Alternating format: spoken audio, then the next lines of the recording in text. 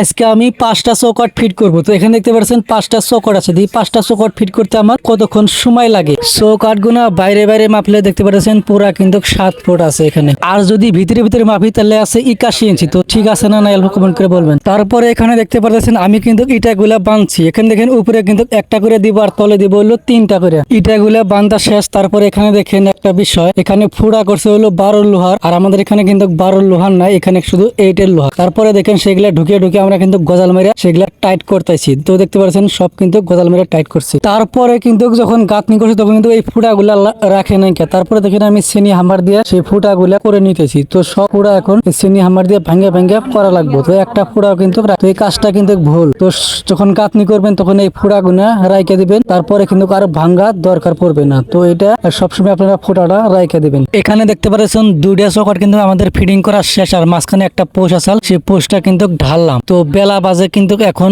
11টা। তো 11টা বাজার সময় 2টা চৌকাঠ ফিট করলাম আর মাঝখানে একটা পোস্ট আসাল, সেই পোস্টটা ঢাললাম। আরো 3টা কিন্তু রয়েছে। তো দেখেন পোস্টটা কিন্তু আমাদের ঢালা একবারে কমপ্লিট হয়ে গেছে। সবচেয়ে বেশি সময় লাগে এই ফাঁকা গুলা মারতে। তো এই ফাঁকা গুলা মারতে কিন্তু আমার অনেক সময় লাগছে। ফাইনালি দোস্ত আমার চৌকাঠ বসানো কিন্তু কমপ্লিট। তো দেখতে পাচ্ছেন এখানে এই যে একটা দেখা যায়, আর এখানে দেখেন 2টা আছে, আর ওই যে একটা, আর এখানে একটা, আর 5টা হয়ে গেল।